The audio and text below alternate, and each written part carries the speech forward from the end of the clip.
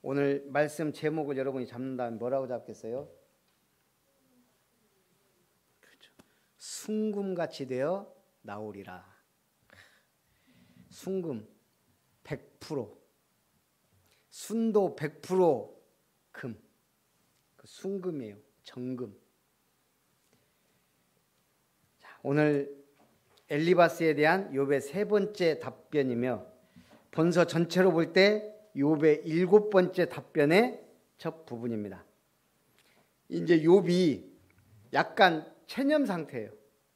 오늘 쭉 들어보면 이제는 엘리바스가 얘기한 것에 대해서 반박하는 게 아니고 그냥 너는 지져라.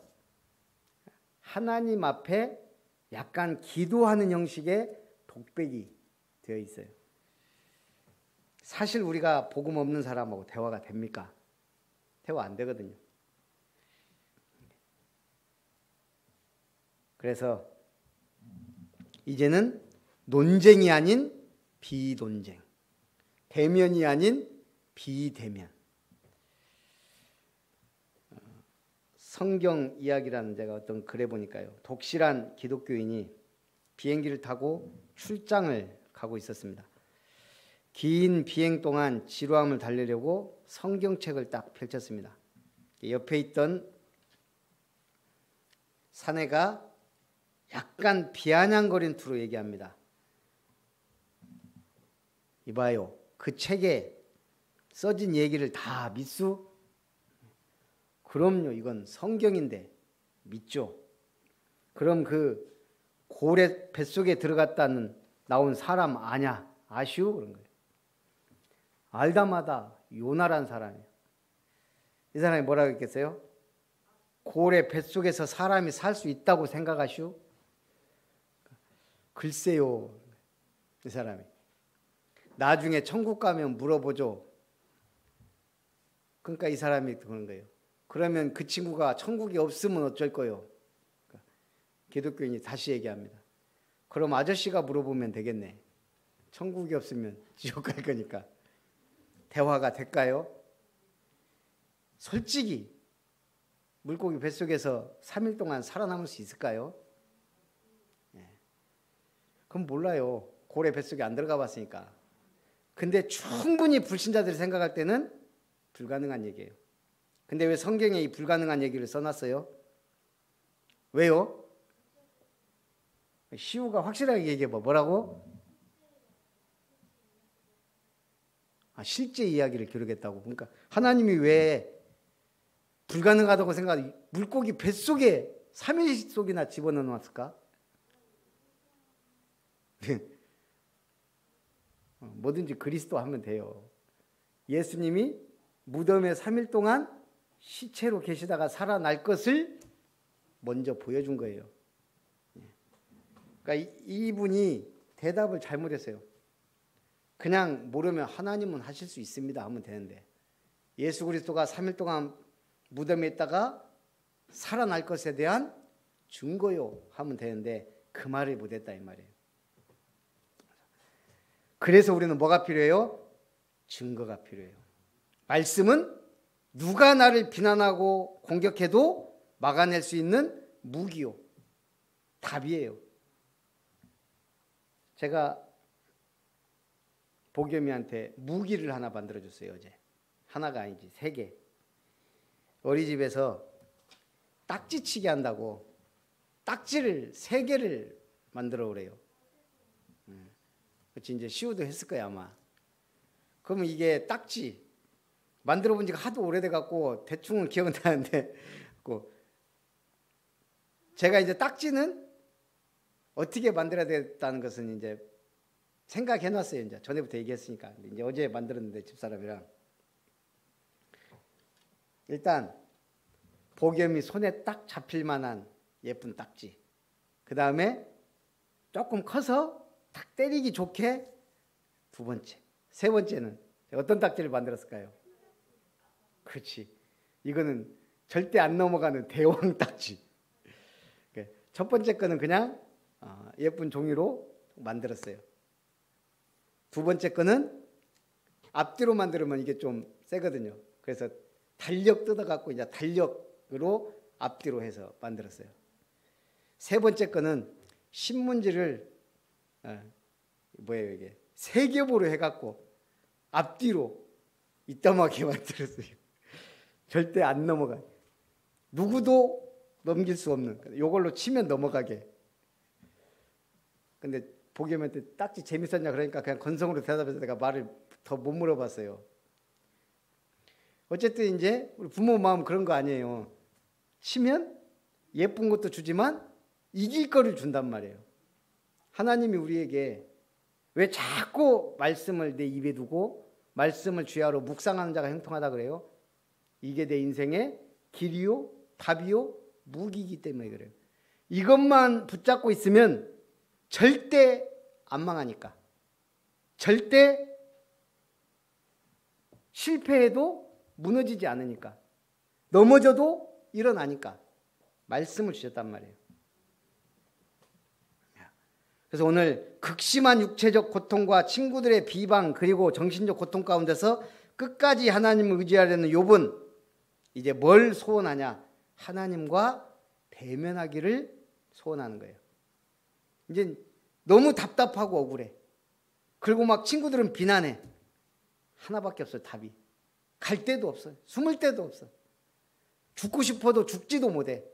그 하나님을 원망하다가 이제는 하나님을 뵙기를 원한다 이거예요. 왜? 마지막 자기의 보루. 신뢰의 대상이자 내 이 억울한 사정을 해결해 줄 유일한 재판장이기 때문에. 어떤 사람이 조그만 사업체를 경영했는데 나날이 사업이 잘 되는 거예요. 그러다가 나쁜 게임에 빠져 재판을 받게 된 거예요. 이제 재판으로 인해서 이제 거의 뭐 돈이 막 들어가면 파산지경이 된 거예요. 매일매일 이제 막 고민이야 이것 때문에. 고민에 밥도 뭐 먹겠어요. 잠도 잘 못 자지. 빼싹 말라가는데 어느 날 고향 친구가 찾아온 거예요. 연결이 돼가고 이 친구 얼굴을 보니까 완전히 거의 뭐 죽지 못해 살고 있네. 무슨 일이냐? 이 친구가 자기 사정을 쭉 얘기한 거예요. 그때 이 고향 친구가 얘기한 거예요. 걱정하지 말게. 내가 해결할 수 있을 것 같네. 이 사람이 누구냐? 변호사요. 내가 이 사건 딱 보니까 내 힘으로 해결할 수 있다. 걱정하지 말고 잘 먹고 푹 자라. 이때부터 이 사람이 힘이 딱 생긴 거예요. 왜? 변호사 친구가 돕기로 했으니까요. 하물며 하나님이 우리를 도우시면 어떻게 돼요? 우리의 모든 짐을, 무거운 짐을 해결해 주신다 이 말이에요. 그래서 욥은 호소합니다. 자신이 당한 고난에 대처하는 방법 중 하나로 하나님께 호소하는 것. 호소가 뭐예요? 기도이자 독백이에요. 근데 지금 욥이 이건 기도도 아니고 뭔가 이렇게 약간 아까 시우가 차에서 뭐라 혼자 하니까 혼잣말로 뭐라고 했지? 설아가 뭐라고 궁시렁거리지 말라고. 말을 하려면 확실하게 해야 돼. 뭐가 어쩌다 저쩌다 저쩌다. 그래서 우리가 말을 할 때요. 물론 이제 우리가 이제 혼자 독백도 할 수 있지만 앞부분 딱 띠불고 얘기하면 듣는 사람은 이게 어디서부터 이게 유추를 자꾸 해야 돼. 서론, 본론, 결론을 얘기할 꼭 그렇게 딱딱 할 필요는 없지만 또 알아듣게 얘기해야 돼요. 성경을 많이 읽으면 성경에는 항상 서론, 본론, 결론이 나름대로 쫙 정리가 돼 있어요. 편지를 주는데 이 편지가 왜 빨간 봉투에다 넣냐, 이 테이프로 묻히지 왜 딱풀로 묻혔냐 이러고 있으면 서론에 막 시 같은 거 쓰면은 막 거기에 감동받고 있을 필요가 없단 말이에요. 성경이 말하고자 하는 본론, 그게 중요해요. 성경도 마찬가지예요. 그래서 오늘 욥이 자신을 구원할 분은 오직 하나님 한 분밖에 없다고 하나님 앞에 호소하는 거예요. 자, 하나님 앞에 호소하면 어떤 일이 벌어질까요? 우리가 그냥 교회 와서 기도해요. 그럼 어떤 일이 벌어지죠? 아무 일도 안 벌어질 수도 있어요. 나에게 일단 확신이 생겨요. 확신, 이게 중요해요.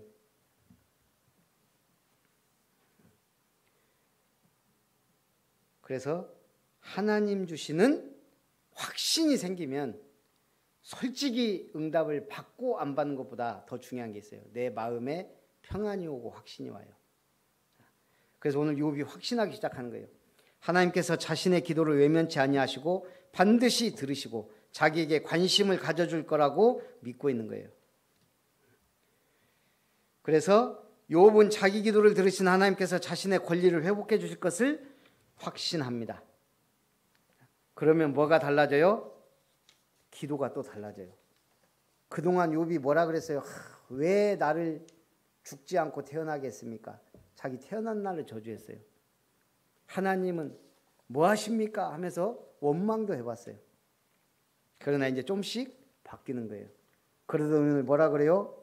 10절에 그러나 내가 가는 길을 그가 아시나니 그가 나를 단련하신 후에는 내가 순금같이 되어 나오리라. 순금같이 되어 나온다.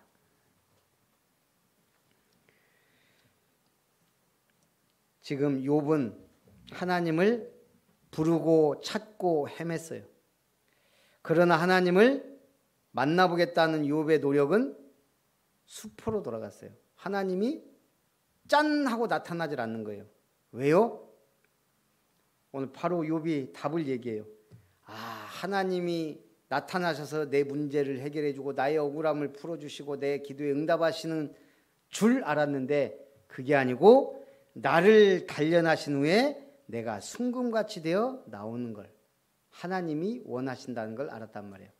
내가 가는 길 분명히 아시는데 내를 이렇게 고통 가운데 있게 한 것은 나를 단련하신 후에 내가 순금같이 되어 나오리라. 역경 앞에 인간은 세 가지 유형을 보입니다. 첫째는 체념형. 이 유형은 역경을 만나면 주저앉아 버립니다. 원망하고 불평합니다. 인생관이 비관적이고 염세적입니다.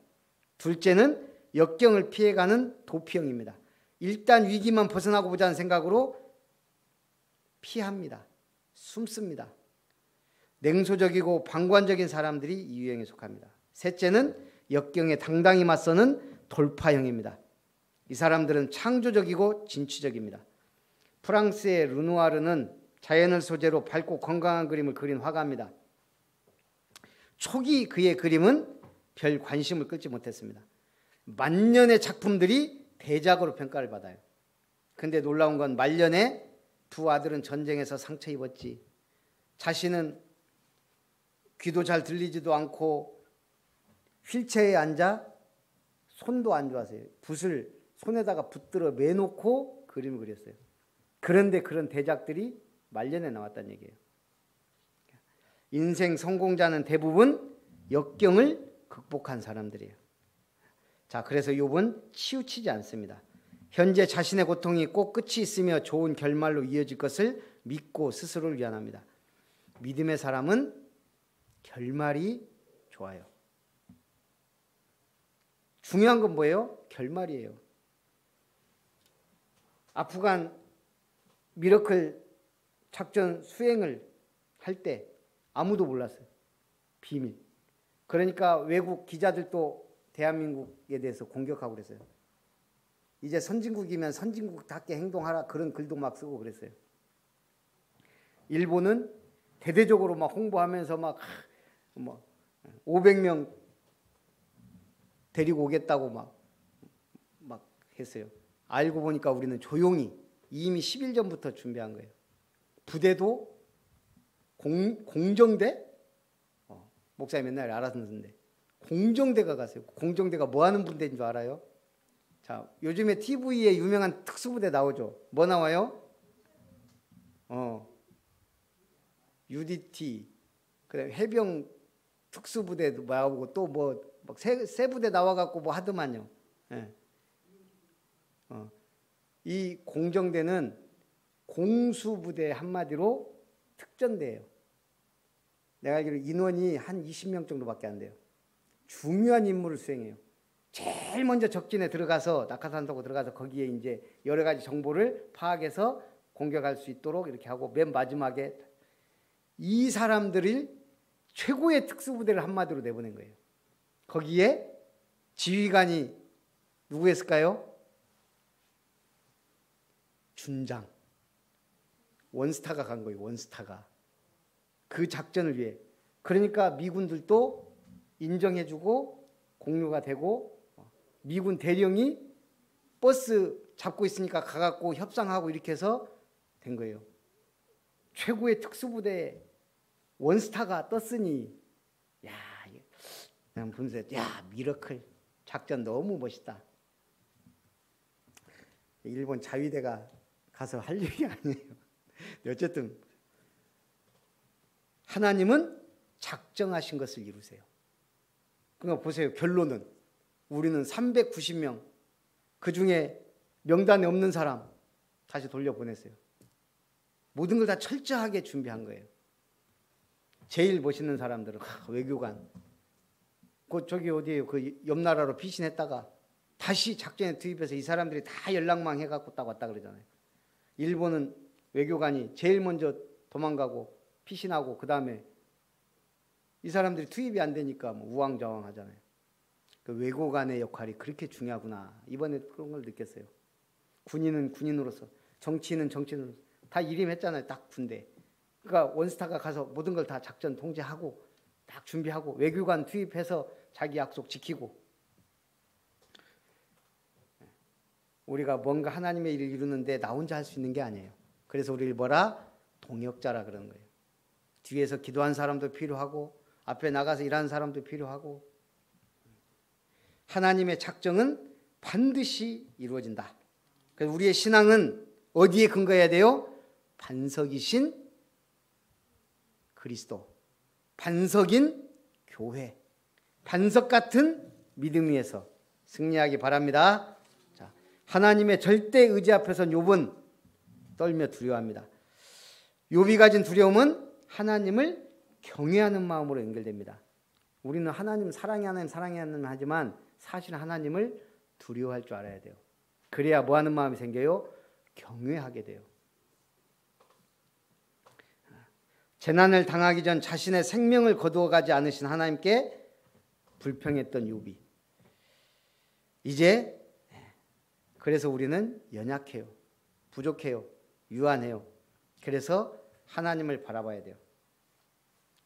세상의 모든 음악이 사라져도 이 사람만 남아있으면 음악은 다시 복원될 수 있다라는 음악의 거장이 있어요. 누구를 얘기하고 있을까요? 다 음악 좀 하시잖아요. 피아노도 치고. 음악의 아버지라 불리는 사람. 제가 볼 때 아마 최고의 음악가 중에 믿음의 사람 중에 한 명이지 않을까. 음악의 아버지 누구? 요한 세바스찬 바흐. 세계 역사상 교회 음악 작곡가들 가운데 가장 위대한 사람이라는 평을 받고 있어요. 어릴 때 부모님 돌아가시고 첫 번째 여자와 결혼했는데 7 자녀를 낳고 바하가 연주여행 떠난 사이 지병으로 죽고 장례식까지 끝나버렸어요. 다시 결혼해서 11명의 아들과 9명의 딸을 두었지만 그중 10명의 자녀가 어려서 죽었고 그중에 자녀 가운데 정신박약아도 있었다 그래요. 노년에 앞도 보지 못하고 장님이 되고 말았고 뇌일혈로 쓰러져 반신불수가 되었고 경제적으로도 가난했다 그래요. 수많은 사람의 영혼을 완전히 사로잡을 만큼 웅장하고 장엄한 찬양과 경배와 감사의 노래들, 그야말로 불후의 명작들을 만들어낸 바흐가 늘 한 말이에요. 모든 음악의 유일한 목적은 하나님께 영광을 돌려보내고 사람에게 즐거운 감정을 솟아나게 하는 것이다. 첫 번째 목적은 하나님께 영광이요. 두 번째가 사람들에게 감동을 주는 음악. 자신이 작곡한 칸타타나 오라토리의 마지막 부분에 항상 SDG라는 글자를 적어 놓았습니다. 오직 하나님의 영광만을 위하여라는 뜻을 지닌 라틴어의 첫 번째 글자들이에요. 그래서 현대음악의 아버지다 누가 그래서 내가 누가 아니고 그래. 내가 현대음악의 아버지 치니까 바흐가 아니에요. 그래서 음악의 아버지를 치니까 바흐가 나오더라고. 예? 현대 음악의 아버지라고도 하지만 어쨌든 이 미국 음악의 기초를 쌓은 분 중에 한 분인데, 중요한 건 뭐예요? 고난과 역경은 많았지만 가장 위대한 곡을 하나님께 드린 사람이다. 그래서 우리한테 그렇게 유명해진 거예요. 하나님께 영광을 많이 돌릴수록 유명한 사람이 돼요. 이번에 광주에 그 임직식 했는데 성유사님이 두 분이나 오셨더라고. 상트페테르부르크에서 오신 분은 제가 전에도 인사해서 아는 분이고, 또 한 분은 누구라고 하는데 난 잘 모르는데 목사님들은 잘 알더라고요. 어디서 오셨냐고. 어디요? 저기 아프리카 탄자니아에서 왔다 그래요. 아, 그러시냐고. 저 김별 목사입니다 그랬는데, 보고 싶었대요. 저는 전혀 처음 보는 사람이에요. 저를 어떻게 아시냐고. 그랬더니 아프리카 송익수 선교사 때문에 아냐 그랬더니, 뭐 그렇기도 한데 여기저기서 제 얘기를 많이 들었대요. 제가 유명한 사람입니다. 기분이 좋더라고. 그래갖고 저녁 때 김영찬 목사하고 같이 둘이 이제 자고, 근데 내가 특별 새벽 기도회인데 가능하면 내가 교회를 가서 해야 되겠는데 일어나면 가자 그랬더니 알았대요. 일찍 자더라고요. 저는 원래 잠에 좀 그렇게 일찍은 안 자는데 어쨌든 굉장히 일찍 잤어요. 새벽 3시에 깨우더라고요. 가자고. 할렐루야. 3시에 일어나고 광주에서 왔다니까요. 교회 좀 일찍 오니까 조금 쉬다가 새벽 기도 했는데, 이상하죠. 결단하니까 하나님이 힘을 주세요 하라고. 그래서 77일 동안 앞으로 어떻게 될지 모르겠지만 아마 거의 교회에서 가능할 것 같아요. 이런 식으로 하면. 네. 그러니까 피곤하지도 않아요. 내가 이게 하나님이 힘을 준다는 게 느껴지니까, 제가 새벽기도 교회에서 하려면요 5시에 일어나요.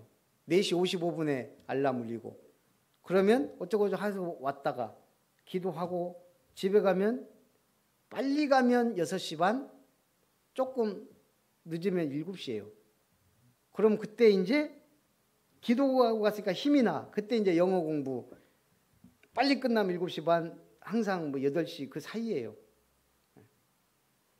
내가 가만히 보니까 아침 3시간을 굉장히 뭐라고 해요? 특별 새벽기도 하면서 아주 알차게 쓰고 있어요. 아무것도 안 한 것도 그 3시간만 내가 평생 아마 갈 것 같은데, 이렇게 하면 영어도 잘한다가 아니고 그냥 뭔가 모르게 이렇게 약간 보람 있고 재밌어요. 그러니까 계속 하죠. 시우도 축구 하는데 이게 뭔가 보람 있으면서 막 재밌으면 그걸 계속 하게 돼요. 그래서 하기 싫으면 그걸 기도해야 돼요. 결론, 엘리바스의 어처구니 없는 말을 들은 욥은 이제 더 이상 엘리바스의 말에 언급하지 않은 채 하나님을 대면하기를 소망했습니다. 우리가 믿는 하나님은 자비와 사랑이 풍성하신 분이므로 항상 우리를 돌보아 주시며 필요한 모든 것들을 친히 채워주시는 분입니다. 따라서 우리는 응답이 안 오는 것 같고 고난당하고 있는 것 같고 어려움 가운데 있는 것 같을지라도 절대 속으면 안 돼요. 하나님과 대면하면 끝이에요. 하나님과 대면하려면 어떻게 하면 돼요? 제일 1순위는 기도하는 거예요. 더 좋은 방법은 교회에 와서 기도하는 거예요. 그보다 더 좋은 방법은, 더 좋은 건 아니지만 말씀 붙잡고 기도하는 거예요. 승리하시기를 주님의 이름으로 축복합니다. 살아계신 하나님, 오늘 욥이 고백한 것처럼, 그러나 내가 가는 길을 그가 아시나니 그가 나를 단련하신 후에는 내가 순금같이 되어 나오리라는 이 말씀이 오늘 우리에게 그대로 적용되어 정금 같은 믿음으로 하나님께 영광 돌리게 하옵소서. 주 예수님의 이름으로 기도하옵나이다. 아멘.